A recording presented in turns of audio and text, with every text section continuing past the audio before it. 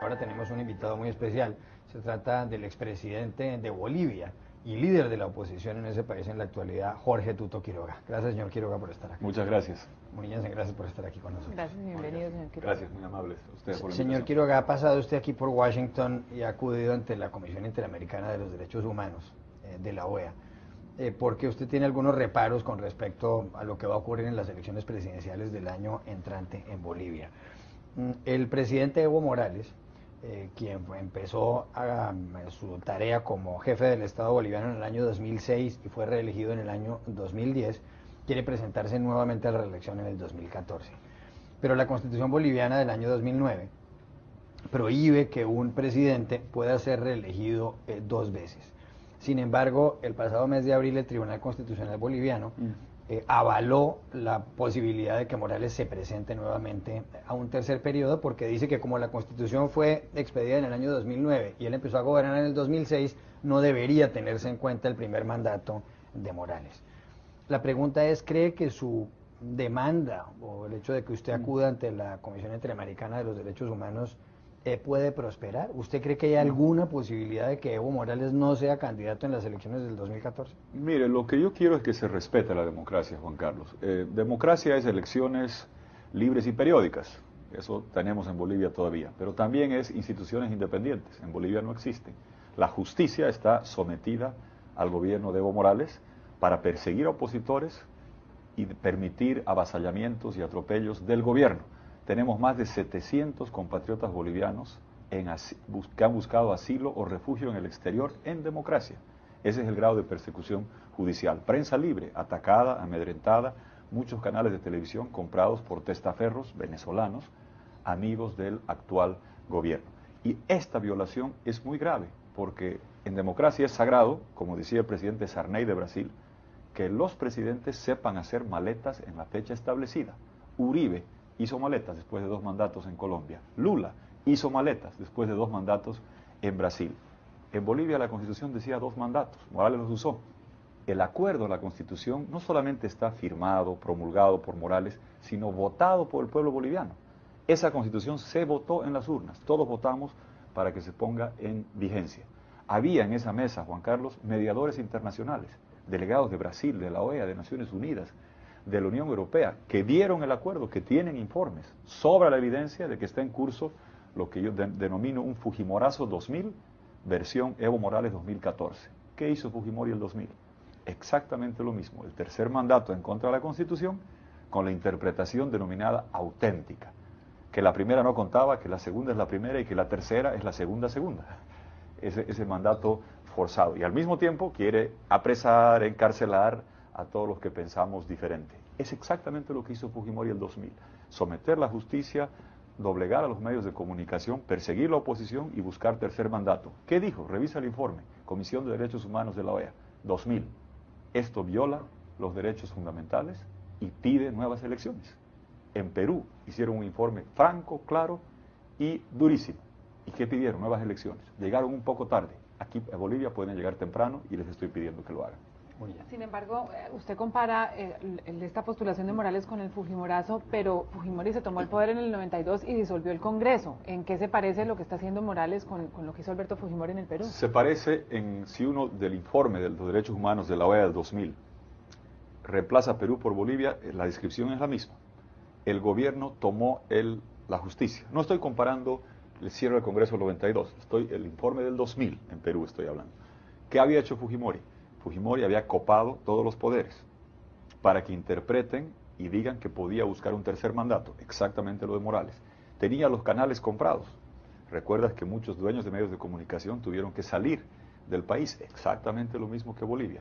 La oposición perseguida y la misma interpretación de la Constitución para un tercer mandato. Una diferencia, Mónica. La Constitución de Perú fue hecha en Perú. En Bolivia se la ha hecho con 2 elementos. Mediación de la comunidad internacional. En la mesa estaban los delegados internacionales que avalaron el acuerdo, que se puso en vigencia, y segundo, fue votado por el pueblo boliviano a pedido del presidente Morales. Mire, yo tengo los documentos y todo lo que he entregado a la comisión, pero vivimos en la era de YouTube y es mejor Aquí, mire, 28 segundos, si me permite les muestro, este es 21 de octubre de 2008. ¿Qué pasa? Plaza Murillo, Evo Morales. Estábamos aquí adentro, yo liderizaba la oposición. Se hace el cambio a la Constitución. No solamente lo firmó Morales, escribieron libros, sino escúchenlo a don Evo Morales, qué le dice a la gente en 28 segundos de un discurso de media hora. Quiero que sepan, por la unidad del país, por la nueva constitución política del Estado boliviano, la propuesta que hicieron los constituyentes bajo el pedido de movimientos sociales, como dos elecciones inmediatas para Evo Morales, yo renuncié, hermanas y hermanos, por la unidad del país, por este proceso de cambio. Quiero que sepan, hermanas y hermanos, hoy día está en los periódicos, Evo no es ambicioso, Evo no tiene intereses. Yo renuncié a las 2 reelecciones por la unidad del país, por la nueva Constitución. Se autoalaba. Dice la prensa hoy día, Evo no es generoso, Evo es generoso, Evo no es ambicioso. ¿Por qué dice eso? Porque eso es lo que decía el texto. Pero no tiene derecho a cambiar de parecer. Tiene derecho a cambiar de parecer, sí, y tiene que cambiar la Constitución. Eso hicieron en Venezuela, Juan Carlos. El señor Chávez, que en paz descanse, quería tercer mandato, ¿qué hizo en 2007? La Constitución no le permitía. Propuesta de cambio a la Constitución. Pierde la votación. Persistente. Insiste el 2009. La segunda votación gana.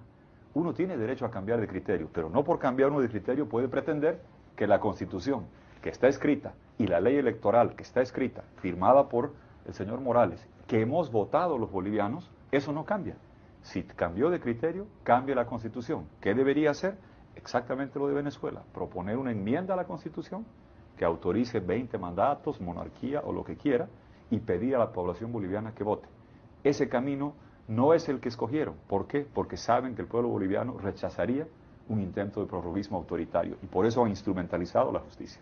Usted quiere ser candidato en las elecciones del año entrante, pero hay un problema y es que ha sido acusado usted por el hecho de que, según la justicia, avaló unos contratos que tienen que ver con petróleo sin el visto bueno del Congreso boliviano. ¿Qué tiene que decir ante eso? ¿Qué puede pasar allí? Muy sencillo, es la acusación de... Cada vez que llega año electoral, Morales hace acusaciones. Las hizo el 2005, cuando llegó el año electoral. Las hizo el 2009, cuando había elecciones, en esa no postulé. Yo estoy en campaña para tener un país con democracia, justicia y libertad, no estoy todavía en postulación individual alguna. Quiero evitar un tercer mandato a la Fujimori 2000 y defender a los bolivianos que estamos siendo sistemáticamente perseguidos. Llega campaña, llega la acusación. Esta es la acusación más linda que me hacen. ¿Qué dice Morales? Quiroga firmó 4 contratos que explotaron petróleo y hicieron daño. ¿Cuál es la verdad? Ha pasado mucho tiempo.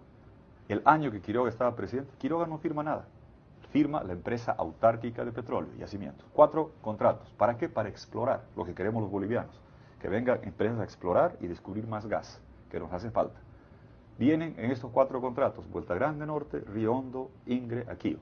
Las empresas gastan 211 millones de dólares, el Estado gasta 0. Como sucede en este negocio de riesgo, en 3 de ellos fracasan, no encuentran nada y devuelven. No se explota nada. Hasta la fecha, hoy Juan Carlos, estamos más de 10 años después, no se ha explotado una gota de petróleo ni una molécula de gas. Más aún, en uno de esos 4 bloques, 27 de abril de 2011, don Evo Morales va y declara alegría, emoción y beneplácito nacional porque se han descubierto 3 trillones de pies cúbicos de gas que empezarán a producir el 2016. Él celebra, él aplaude, él declara regocijo por un descubrimiento y sin embargo viene a querer enjuiciar y acusar y sacar de cancha política, hablemoslo claro, a el presidente bajo cuyo gobierno se inició la exploración hace 10 años. Y así como te mostraba tenemos todos los videos, aquí está. Este es el lugar donde me acusan de haber explotado. Esto es 27 de abril del 2011. Anuncian descubrimiento. Este es el ministro de Morales.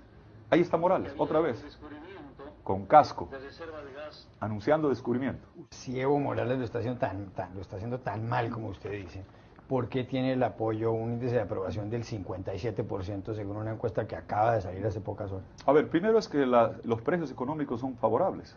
Para dar una idea, la gente siente la economía. Como decía Carmel aquí, es la economía estúpido. Bueno, se siente el eslogan de la campaña de Clinton, recordarás de Carmel, es la economía estúpida. Era una forma de decir eso es lo que vale. Pues fíjate los precios chinos, ¿qué significan? Hace 10 años mi país exportaba 1.200 millones de dólares, pequeño país. El año pasado 12.000. las exportaciones son el sueldo nacional. Si a cualquier persona que nos está mirando le suben en menos de una década el sueldo 10 veces, no 10%, 10 veces, de 1 a 10, por precios chinos, llega más dinero a la economía. ¿De dónde? Del gas y de la minería. Todos los proyectos en curso, Juan Carlos, son proyectos de larga data. Son emprendimientos gasíferos, contratos, gasoductos que venían de otros años. Lo que sucede es que el precio del gas que compran Brasil y Argentina ya no es $1, ya no es $1.50, es 9 a 10 dólares.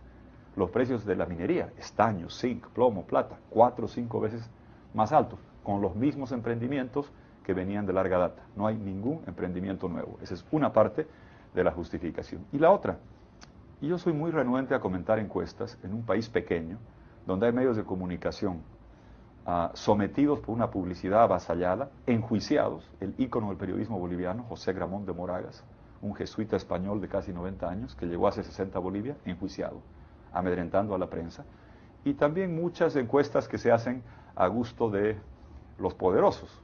Yo también te podría mostrar la foto de Brad Pitt y 4 veces y hacerte creer que soy yo, pues mis hijas te dirán, no es Brad Pitt mi papá. Uno puede jugar mucho con los espejos.